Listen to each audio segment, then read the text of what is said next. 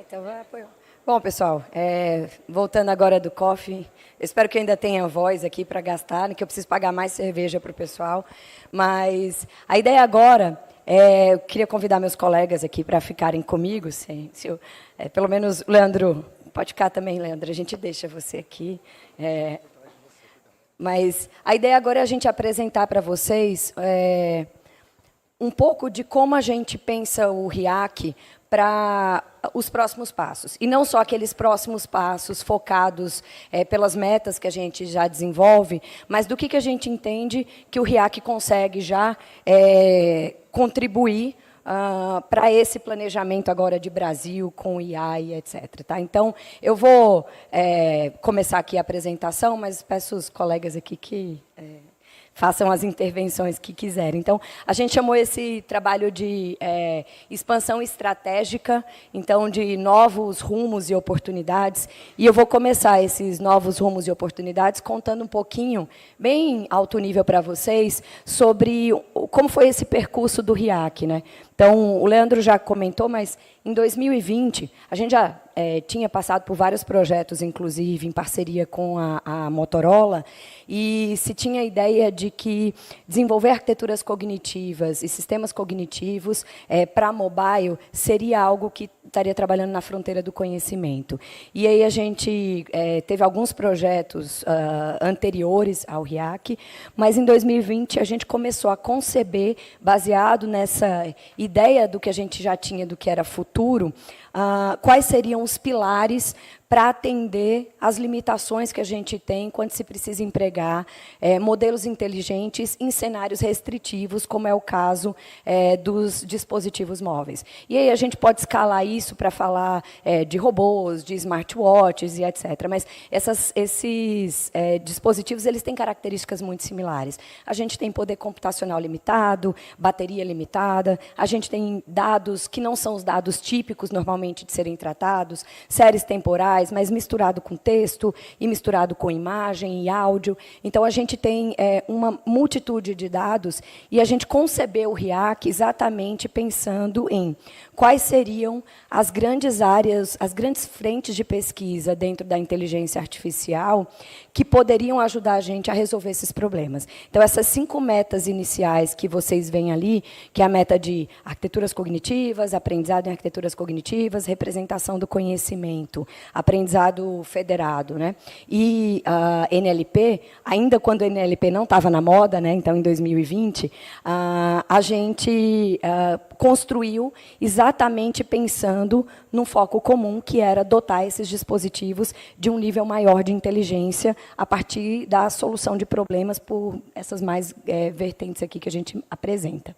Mas foi só em julho de 2001, depois de muito trabalho, muita escrita, que o projeto efetivamente começou. Então, 1 ano e meio, praticamente, depois que a gente concebeu essa ideia, escreveu, colocou no papel, negociou com os parceiros, que a gente conseguiu efetivamente começar o RIAC. A gente está falando de 3 anos e meio de desenvolvimento. Tá?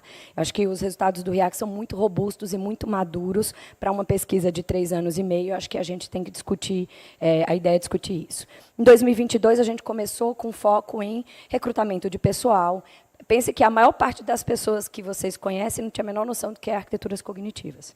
Agora, com o Hub, muitas pessoas ouvindo a gente falar já têm noção do que é isso, mas como é que isso se integrava dentro daquele cenário? Então, a gente teve que recrutar pessoas, muitas vezes a gente não tinha pessoas para ocupar os papéis naquele momento, então a gente teve todo um processo de capacitação integrado, definiu quais seriam esses planos de trabalho mais interessantes para a gente começar. Em 2023, a gente efetivamente inaugurou o nosso espaço. Lembra que tudo isso aconteceu naquela era maluca que a gente viveu, chamada pandemia.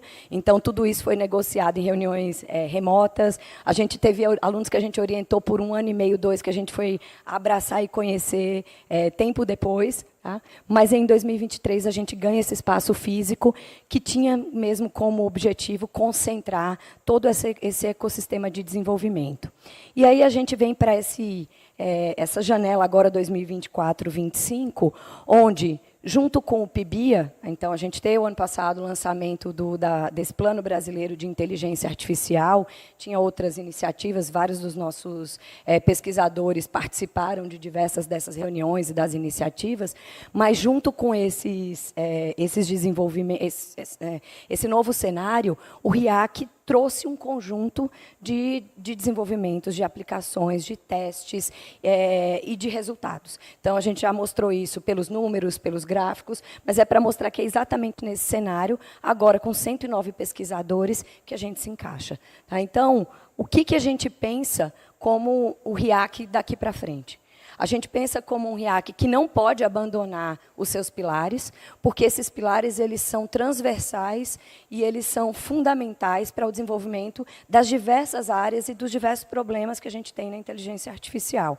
Então, essas 5 metas, no caminho eu vou comentar sobre as metas de finanças que a gente construiu nessa jornada, mas essas 5 metas, elas tratam de problemas fundamentais que são transversais a aplicações. Mas a gente enxerga agora que a gente tem maturidade para devolver de uma forma mais pragmática, talvez, para as aplicações, para os setores diferentes e os diferentes parceiros com os quais a gente pode trabalhar, resultados. E a ideia é exatamente trazer isso com novas áreas que a gente considera estratégica, áreas de aplicação, e que a gente sente que a gente realmente pode contribuir. Então, a gente vai comentar um pouco sobre essas áreas. Então, a gente entende que, no momento, a gente tem uma equipe bastante experiente, tem pesquisadores no RIAC com mais de 20 anos de pesquisa na área, muito mais de 20 anos, às vezes, de inteligência artificial. Então, só eu tenho 20 anos. Então, a gente tem pesquisadores que são assim, os pais de diversas áreas que a gente pesquisa. Tem professores com expertise extremamente variado. A gente tem professor da área de redes, professor da área de semiótica, pessoas especialistas em arquiteturas cognitivas, em computação, em HPC. Então, a gente tem um grupo muito variado, e isso é riquíssimo para como a gente pensa o RIAC. A gente tem uma forte base na pesquisa, mas esse não é o único foco do nosso grupo, e uma colaboração estratégica aí com esses parceiros que dizem para a gente, trazem para a gente desafios que a gente precisa atacar. Então, a gente entende que, com tudo isso, e a capacidade de formação que a gente já demonstrou, e a experiência do grupo, inclusive em outros aspectos formativos, que o RIAC pode muito assim, contribuir para o que a gente pensa agora como o que deveria ser a estratégia, assim, a aplicação desses recursos ou o emprego de elementos relevantes estrategicamente para o país. Então, a gente fez um esforço conjunto, esse é um trabalho de muitas mãos, para montar um panorama de como tudo aquilo que a gente já fez no RIAC e a experiência do nosso grupo se associa ao Plano Brasileiro de Inteligência Artificial, que foi lançado pelo governo federal no ano passado. Então, e esse plano, chamado de A para o Bem de Todos, a gente tem aqui 3 grandes pilares, a gente não colocou o pilar de capacitação aqui, mas a gente tem na verdade, a capacitação, mas a gente tem lá a ideia de tecnologias de IA e força de trabalho e capacitação como base para aplicações diversas. E essas aplicações são de interesse nacional. Então, é aplicação de saúde, de agricultura, por exemplo, ter modelos de linguagem nacionais, porque isso dá soberania nacional em muitos aspectos.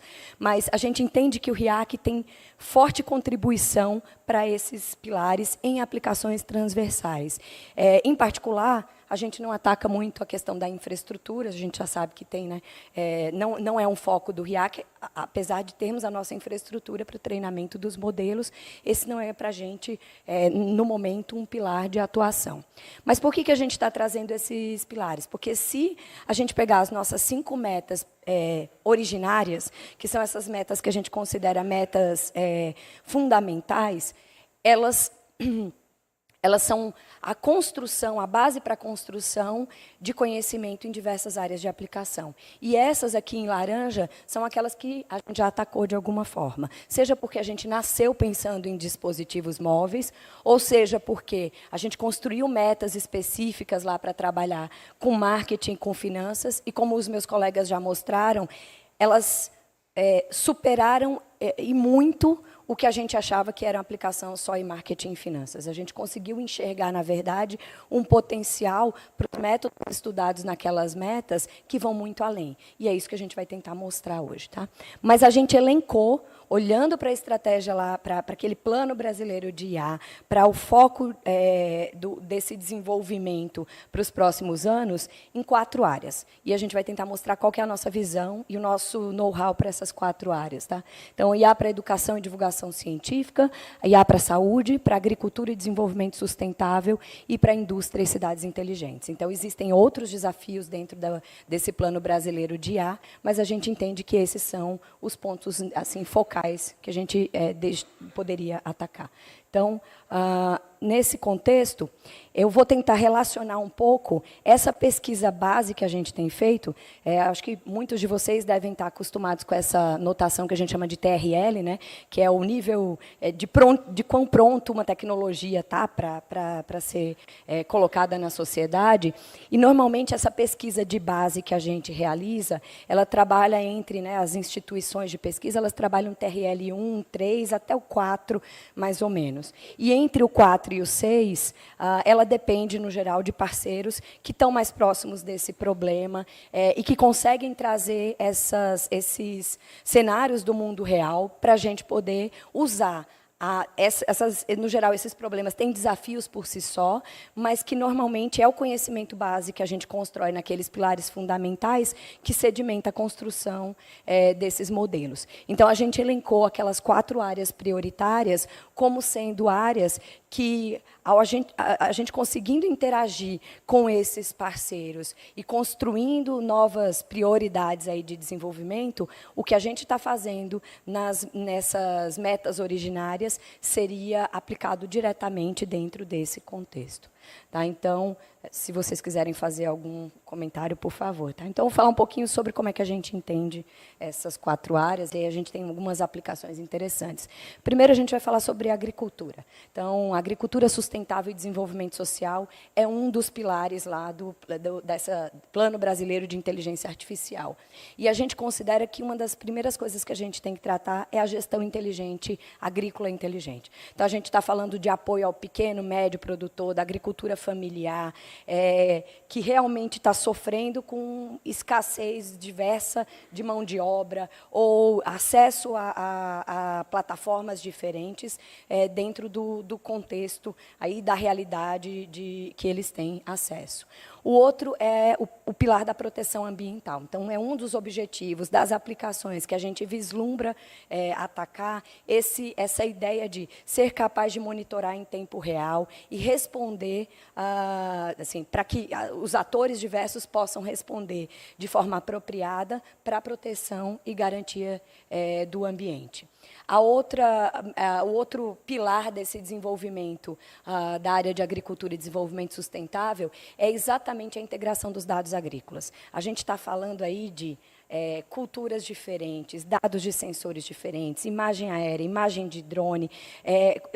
Assim, o que a gente falou de multimodalidade aqui para vocês é tudo que a gente tem nesse cenário. Então, a gente tem um monte de desafio atrelado a essa integração de dados agrícolas, mas ele é primordial para que a gente possa ter qualquer aplicação de sucesso dentro dessa grande área. Um outro ponto focal é a automação. Eu, que a Sandra também, a Paula, a gente comentou ali de aplicações de robótica, mas essas aplicações são imprescindíveis para o campo. Eu vou tentar mostrar isso para vocês, não sou eu que estou falando, é você conversar com a Embrapa, com qualquer ator da Embrapa, eles vão dizer que a agricultura familiar e pequeno e médio produtor vai sofrer no Brasil exatamente por escassez de mão de obra. E uma das únicas formas da gente resolver isso, porque tipicamente é um emprego que as pessoas não querem mais, a gente tem uma urbanização que não necessariamente a gente consegue voltar atrás, e a gente depende de automação e de agricultura aí com agentes precisos para auxiliar nesse tipo de tarefa. E, no final, a gente gera tudo isso com eficiência operacional, porque eu posso ter sistemas de apoio à tomada de decisão nas mais diversas frentes, dentro, entregando, né, para esses diferentes consumidores dessas aplicações, material que pode ajudar eles a ter uma produção mais eficiente. Então, a gente elenca aqui alguns desafios, só desses que estão muito mais relacionados com as coisas que a gente já trabalha. Mas, por exemplo, a ideia dessa área é que eu tenho um desafio de construção de sistema barato e acessível para grupo heterogêneo, em termos não só de que tipo de tecnologia que eu consigo falar, mas de acesso a equipamentos com nível de desenvolvimento tecnológico diferente, com conectividade e processamento limitado, dependendo das áreas em que a gente está falando. Não faz o menor sentido propor uma área de agricultura e desenvolvimento sustentável se a gente não puder chegar em cada canto do Brasil e aquele agricultor que mais precisa. Então, esse problema de conectividade e de limitação de poder computacional que a gente já ataca, por exemplo, na tentativa de construir modelos mais baratos, como a Sandra comentou, nessa tentativa de fazer com que esses modelos possam trabalhar de forma distribuída, sem eu precisar concentrar todos eles, são questões que a gente já incorpora no nosso trabalho no dia a dia. Então, a questão da harmonização e sincronização de dados, que tem essa natureza temporal, também é algo que a gente já faz, mas que é desafio da área. Tá? Então, modelos que sejam capazes de interpretar e conectar esses dados e que sejam preditivos e robustos para cenários incertos. Então, o próprio Marcos aqui deu vários exemplos de decisão, de tomada de decisão sobre incerteza, nas aplicações que a gente tem de robótica também, isso acontece assim, consistentemente. Mas, sendo esses alguns dos desafios, eu não sei, Sandra, se você quiser falar um pouquinho, a gente tem algumas aplicações aqui que a gente queria mostrar para vocês, que são trabalhos que já foram realizados pelo grupo ou que a gente vislumbra efetivamente dentro dessas áreas que a gente já consegue resolver. Por exemplo, esse da automação e agricultura de precisão para contagem de cachos de uva. Então, você tem lá um sistema automatizado, esse trabalho foi feito junto com a Embrapa, a professora Sandra e o grupo dela, para fazer essa contagem automática. Aí você fala, por que eu quero contar automático a quantidade de frutos? Para estimar a produção, para fazer colheita e para muitas outras. Você pode ter um crédito com juros mais baratos se você tem uma estimativa de colheita menor. Se você tiver comprovação disso, potencialmente isso pode ser bem benéfico. Tá? Outra aplicação aqui nessa automação em agricultura de precisão, é para detecção de praga em frutos cítricos, então, também usando visão computacional, que apesar da gente aqui parecer que passou quase que en passant, muitos dos membros do grupo trabalham em diversas áreas de aplicação com visão computacional. Esse é só mais um exemplo. Então, essas pragas, no geral, são diversas, estão concentradas de maneiras distintas, assim, em regiões diferentes do país, mas tem problemas clássicos em comum. Um outro problema clássico que a gente tem é essa automação e agricultura de precisão com a necessidade de robotização. Tá? Isso não robôs não vão tirar o lugar das pessoas no campo nesse caso, porque essas pessoas não querem mais ir para o campo. Então, e quem vai sofrer com isso é o pequeno e médio produtor. E quem está falando isso não é a Esther, professora de robótica, mas são os especialistas da área da Embrapa. Então, a ideia é que robôs no campo, principalmente para a área de fruticultura, para a colheita de frutos, eles podem ser extremamente relevantes, porque senão o preço desses produtos vai aumentar se a gente não tiver mão de obra. Então, tem produtor que deixa a safra embora porque não consegue mão de obra para poder fazer a colheita. Então, esse é um exemplo típico. E aí a gente tem diversos desafios. No nosso grupo, em particular, a gente constrói nossos robôs, inclusive, para problemas diversos. Mas esse é um cenário onde tudo isso que a gente tem trabalhado também se encaixaria. A gente colocou aqui um exemplo de uma coisa que está muito na moda agora, com os modelos, os agentes inteligentes, que é o Rural Agency, que seria uma agência, o pessoal tradicional de IA em agentes não gosta muito disso, não?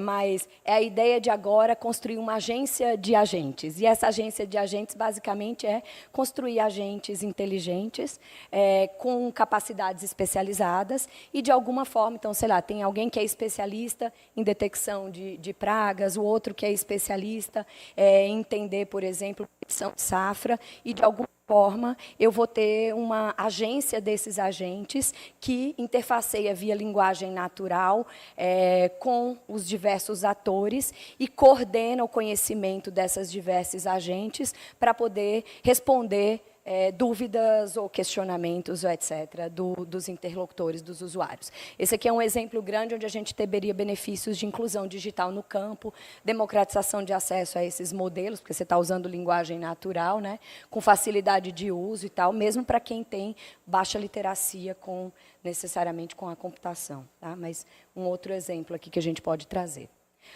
Passando para a área de saúde, e a área de saúde, só para dizer para vocês que todas essas áreas a gente cortou 1 milhão de aplicações. Então, a gente selecionou algumas, porque a gente tem inúmeras outras que a gente ou já trabalhou ou vislumbra a atacar. Mas a ideia da área de saúde é tratar da equidade no uso da IA para a saúde, como um dos pilares, garantir que a gente tem tecnologias inteligentes para cuidado e reabilitação, trabalhar com a análise de políticas públicas. Então, você tem lá, será que essa determinada política pública está sendo efetiva? Ou o que está acontecendo? Como é que eu consigo, considerando que a gente tem o DataSUS e o Ministério da Saúde com uma centralização ímpar de dados no mundo, como é que a gente não está usando, ou a gente está, porque a gente conversa com o pessoal do Ministério da Saúde, do SUS e tal, e sabe que existem coisas muito incríveis acontecendo, mas tem um espaço enorme para aplicações que poderiam avaliar, por exemplo, políticas públicas que estão sendo empregadas dentro desse cenário. Sei lá, se a época de proposição de vacinação, se as pessoas efetivamente estão aderindo, o que está acontecendo em determinada região, considerando agora essa gama de dados que está disponível e que a gente pode cruzar, isso pode ser muito relevante. A gente tem a questão do cuidado e da terapia personalizada, né? Então, o tratamento não sendo mais um tratamento igual para todo mundo, porque os cuidados são diferentes. Então, sistemas inteligentes têm um potencial muito grande para auxiliar nessa área.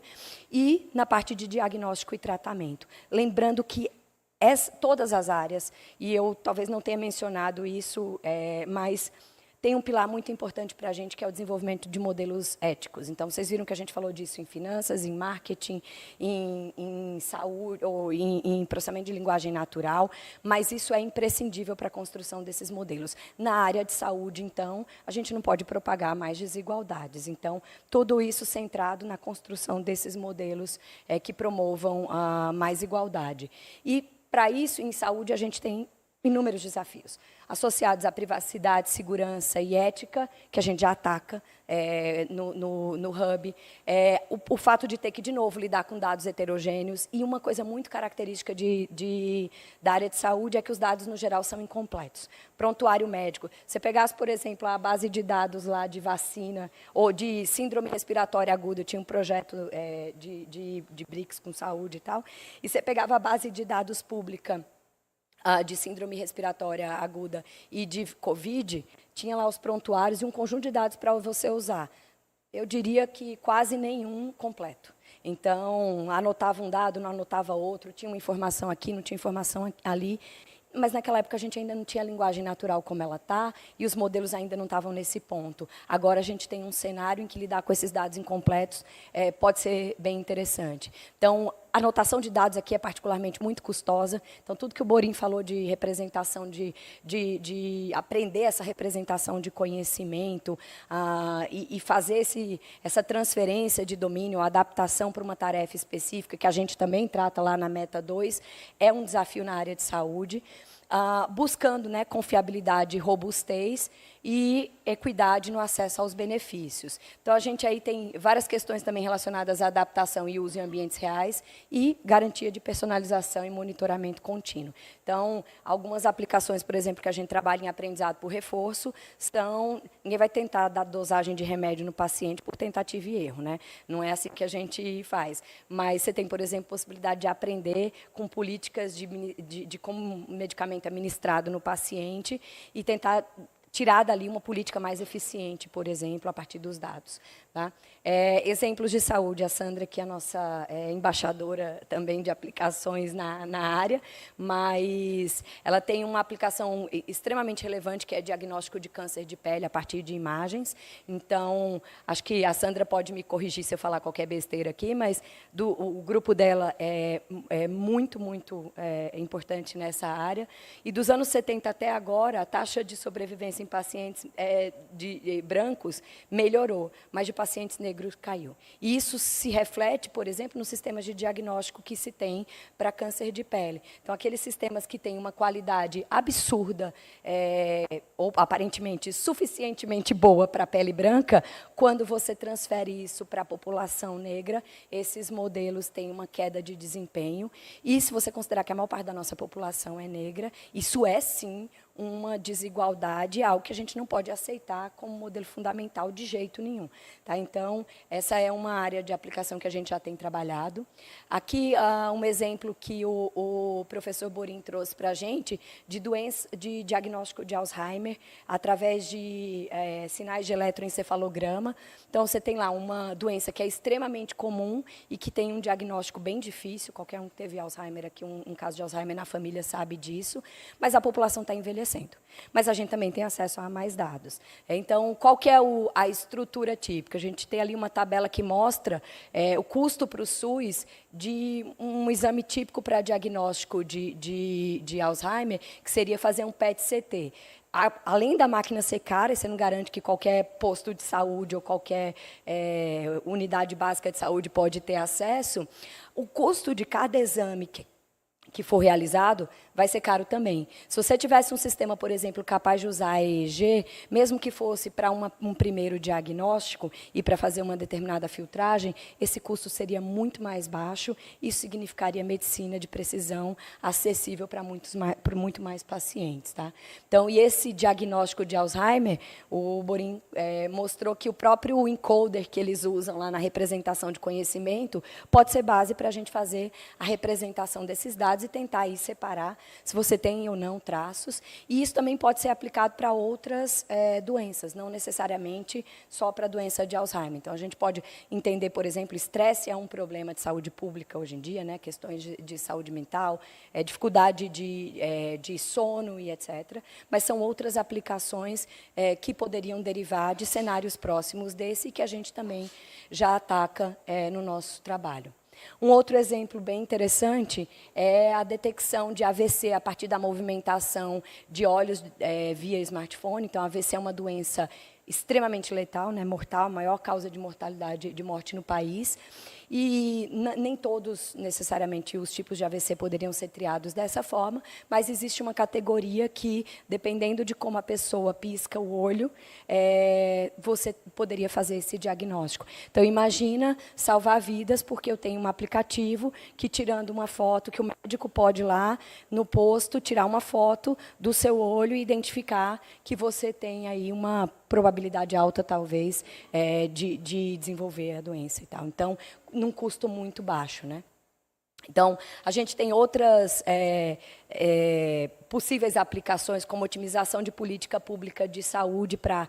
Bom, se a gente sabe a condição de saúde para quem é atendido, tudo bem, mas e para quem não é atendido? Tem um grupo aí, e aí muito dos exemplos do que o Marcos falou para a gente, da parte de crédito, por exemplo, como é que eu vou saber se aquela pessoa vai ser um bom pagador ou não, se eu nunca dou crédito para ela? Ela está fora do meu escopo. Isso acontece também para o problema de saúde, né? Se eu só sei a condição de saúde para quem é atendido, como é que eu posso trabalhar com um cenário onde eu posso reconhecer a falta de dados, sugerir a coleta de dados mais apropriada. Tá? Então, a gente teria um impacto no SUS, por exemplo, de aplicações nesse sentido, que poderiam ajudar a gente a otimizar a alocação do recurso, de medicamento, de vaga, de leito de hospital, melhoria na gestão e previsão de demanda, e tudo com, a gente deixa aí os maiores detalhes, mas tudo usando ferramentas que a gente já, assim, modelos fundamentais que a gente, de alguma forma, já pesquisa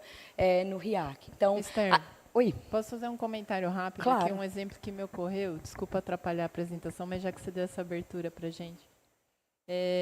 Pensei na saúde do homem, né? A gente analisa muito dados, por exemplo, do Hospital das Clínicas da Unicamp, e acaba que a gente tem muito dado de informação de saúde das mulheres, porque as mulheres procuram mais o sistema de saúde, os homens são mais reticentes, né? Então, esse é um bom exemplo que cai nessa questão de como que a gente modela aquilo que não se submete ao sistema, vamos dizer assim, né? Desculpa a intromissão. Não, de jeito nenhum. Marcos, se você quiser fazer algum comentário sobre... Não? Tá. Então, vamos lá. Na questão da ética e confiança a longo prazo, né, nesses sistemas governamentais, você tem um grande desafio que é ter uma IA confiável e justa para superar qualquer variabilidade de decisão, viés, falta de transparência.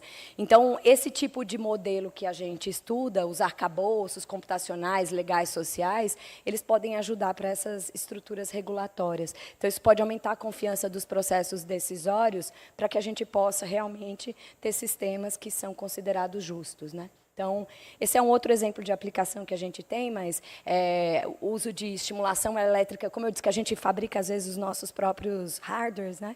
Mas Alzheimer também é uma doença degenerativa que aflige uma grande parte da população. 1% da população mundial é dita para conviver com essa doença de Parkinson, desculpa. E no Parkinson, um dos grandes problemas que se tem, o tremor é uma coisa muito chata e tal, mas a lentidão do movimento, a trava e a potencial queda que acontece com o paciente são também outros problemas.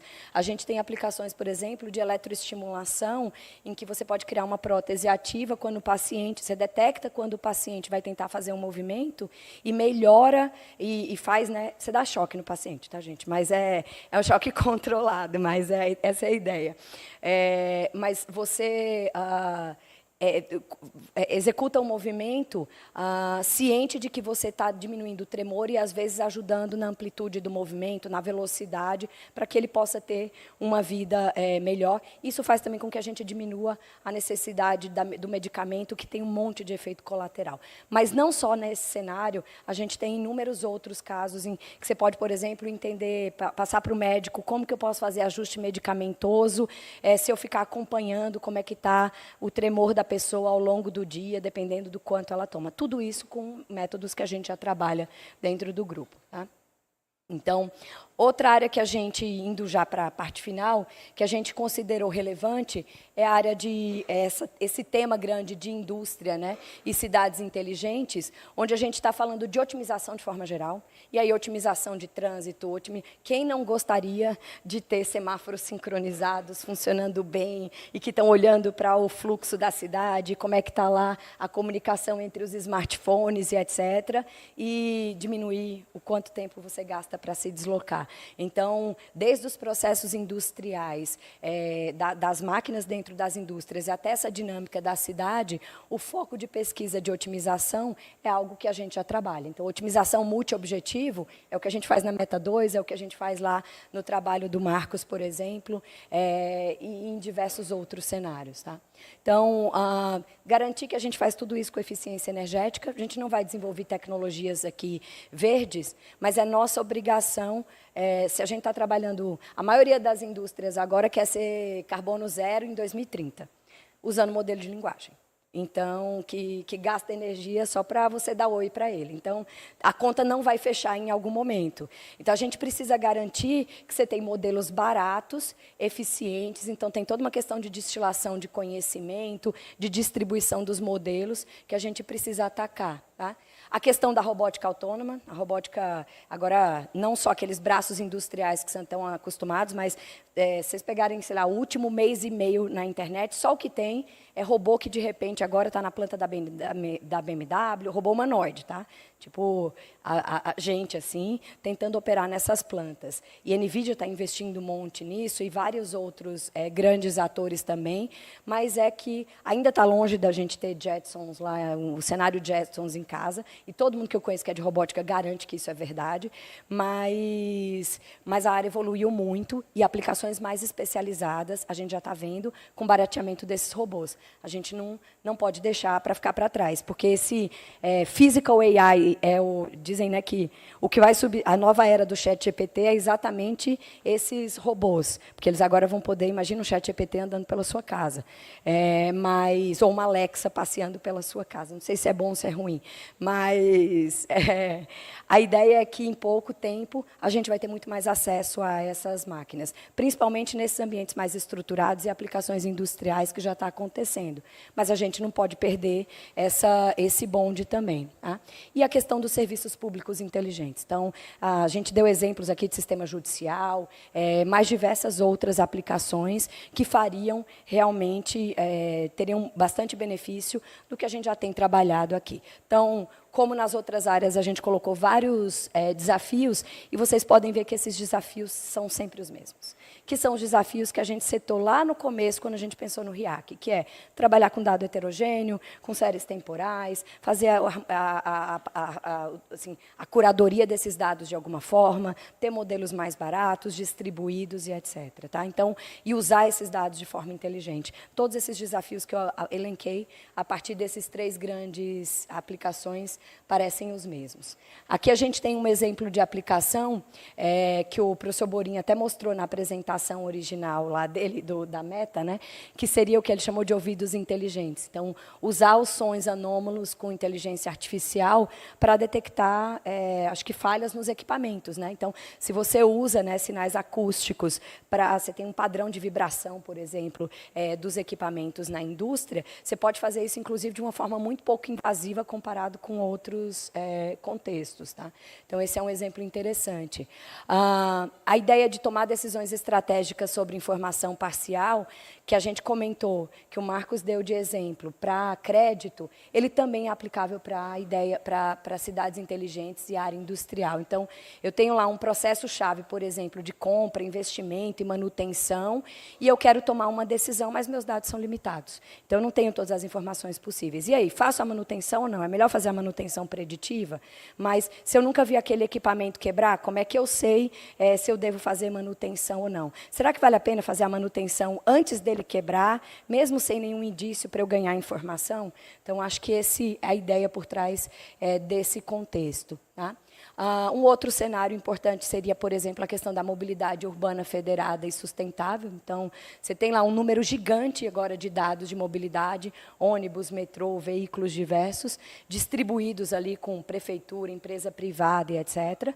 E como é que você faz a associação desses dados se ninguém quer compartilhar, ou ninguém quer, ou ninguém pode, ou tem questões de privacidade, tem a lei de proteção de dados e etc., que eu tenho que garantir. Então, a proposta é usar esses modelos federados exatamente para fazer essa coordenação. Claro, com todos os desafios enfrentados. Eu não sei se eu estou falando muita besteira, Leandro, mas se você quiser me corrigir, por favor. Tá? Então, estou tendo que falar de todo mundo. Então, aqui a gente tem um exemplo de Digital Twins. Digital Twin é um termo que está na moda, mas, basicamente, é uma versão simulada, extremamente fidedigna daquilo que você vai ter no mundo real. Então, você tem lá um motor na fábrica e uma turbina, e aí você vai fazer a mesma coisa na versão digital. E a ideia é que, já pensou treinar algoritmo de aprendizado com robô real? Primeiro que haja aluno para ficar, robô cai, o aluno levanta, robô cai, o aluno levanta o robô e fica nessa. Não vai dar certo. Então, no geral, que a gente, e fora que o robô vai quebrar. Em algum momento, a bateria não vai durar nada, vai ser... A gente brinca que todo aluno que faz esse tipo de aplicação, ele desiste da pesquisa no começo. Mas aí a gente faz isso normalmente em simulação, ou seja, com esses digital twins. Treina nesses modelos, ensina a fazer manutenção, tem toda uma parte de capacitação associada a digital twins, mas imagine uma turbina eólica gigantesca. Se eu tenho um modelo desse, eu posso fazer uma análise dos dados que foram coletados. Eu posso até fazer isso federado e compartilhar, por exemplo, não os dados da minha planta, mas o modelo comum entre os elementos. Que é um exemplo com robôs, que a gente tem um robô que a gente fez, humanoide, e tem o digital twin dele. E a gente treina primeiro, para depois terminar. E aí, para eu finalizar, eu vou falar da área de educação e divulgação científica, que a gente tem abordado dentro do grupo de diversas formas. Então, se a gente focar, falar um pouco sobre... Vou quebrar primeiro em educação e divulgação científica, mas a educação, o objetivo seria tornar a IA acessível e compreensível, criticamente analisável por estudantes e professores, talvez de uma forma geral, e a gente está falando de estudantes de níveis diferentes, não estou falando de estudante só universitário, mas a gente tem um desafio nesse processo, que é, primeiro, tem grandes empresas aí que já estão provendo seus cursos digitais, etc. Por que a gente só não consome eles? Primeiro, porque eles não são adequados para a nossa realidade, para a nossa matriz curricular e etc. Então, conceber metodologia e material para o ensino de IA, para aluno e professor, que supera as barreiras típicas lá do ensino brasileiro, seja linguística, regional, de acesso a equipamento e etc., para fornecer cidadãos mais preparados para o mundo, é um desafio. E isso pode estimular para a gente futuros profissionais e pesquisadores na área de IA que sabem como criticar os modelos que estão postos. Como é que eu uso o ChatGPT sabendo que o ChatGPT não necessariamente está falando a verdade, ou que ele entrega uma resposta que eu posso usar como uma ferramenta de tomada de decisão. Não existe isso sem literacia. Eu não tenho como ter senso crítico se eu assumo que aquele dispositivo fala a verdade para mim. Então, a gente tem exemplos aqui de ações que a gente pode fazer nessa direção. Algumas delas a gente já atua. Por exemplo, a gente concebeu dentro do grupo do RIAC a matriz pedagógica para ensino de robótica nas escolas brasileiras, porque a gente construiu isso junto com o pessoal da educação, óbvio, mas hoje em dia, como as pessoas ensinam robótica no Brasil, está definido nas escolas, está muito estruturado por essa matriz pedagógica que a gente concebeu. A gente pode ter isso, por exemplo, para inteligência artificial, para emprego, né, no currículo. A China, por exemplo, começou a ensinar as crianças agora a IA desde pequenininho, né? Então, mas como é que a gente elenca aqui a habilidade e competência necessária para trabalhar IA? Porque não adianta eu ensinar ChatGPT. Daqui a um mês, a gente sabe que o ChatGPT pode ser, assim, DeepSeek já veio e já vieram outros modelos. Não posso ensinar só tecnologia, tem que ensinar fundamento. Como é que isso é colocado para esses grupos etários diferentes e com percursos formativos diferentes. Então, esses são contribuições que a gente pode dar e que a gente já tem histórico no grupo de realizar no arcabouço que envolve a área. E na parte de divulgação científica, a gente tem como objetivo aí tornar a inteligência artificial acessível, compreensível e criticamente analisável pelo público leigo. Porque esse público leigo é o maior... a Sandra falou um monte de fake news e de outras aplicações, mas é a maior... assim, é extremamente vulnerável a, por exemplo, não tomar uma vacina porque viu uma notícia que é absurda ou porque viu uma imagem que é gerada por IA, e etc. Como é que a gente pode dar esse conhecimento sem necessariamente tratar do que a gente chama de déficit do conhecimento? Essa postura do eu sei, você não sabe, e vou... Então, tem toda uma estratégia por trás de divulgação científica para conceber metodologias, canais, a forma, a linguagem, que tipo de público que eu quero atacar, que pode, de alguma forma, popularizar a ciência e tecnologia. Isso tem sido um pilar fundamental. Agora, todos os projetos do CNPq, por exemplo, têm que apresentar um plano de divulgação científica que foi estruturado pela Comissão lá de Divulgação Científica no CNPq. Então, coloquei aqui alguns exemplos, porque às vezes as pessoas acham que publicar artigo é divulgação científica. Não é. Isso é publicar para os pares. Tá? Então, divulgação científica é podcast, TED Talk, conversar, criar aplicativo. Tem hoje em dia uma coisa muito interessante que está se fazendo, que são os datasets colaborativos, que são pessoas leigas que estão, sei lá, mandando imagem de um bicho que viu na sua região e anota esse dado e colabora. Isso também é atividade de divulgação científica. E aí, dentro desse cenário, a gente tem um histórico muito bom dentro do grupo, seja com a formação básica em palestras gerais que a gente dá, seja trabalhando com público intermediário, com alguns cursos de capacitação, mas com esse público mais avançado que a gente está formando na pesquisa e nas nossas salas de aula.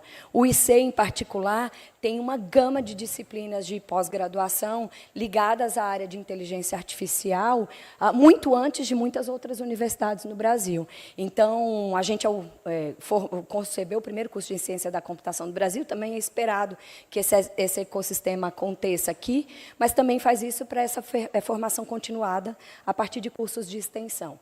Então, isso já acontece, o Leandro deu exemplos de pessoal que a gente capacitou, e na área de divulgação científica também a gente tem, sei lá, a Olimpíada Brasileira de Robótica, que atinge mais de 250 mil alunos por ano, que é concebida, gerida e etc. por membros do grupo.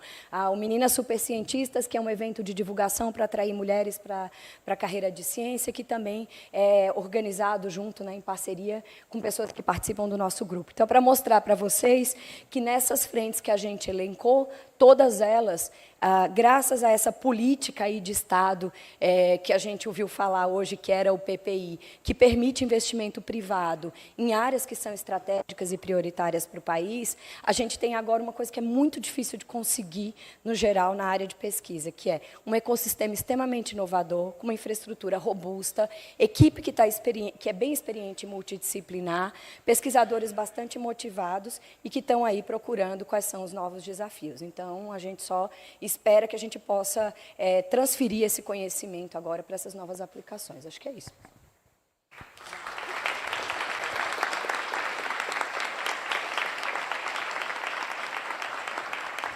Leandro?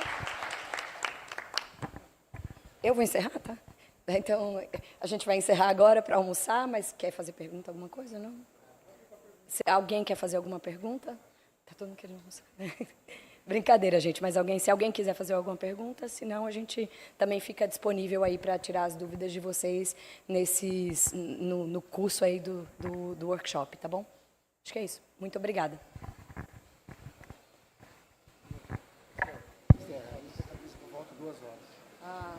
O pessoal da mesa aqui que manda está dizendo que é para voltar às 2 horas. Às 2.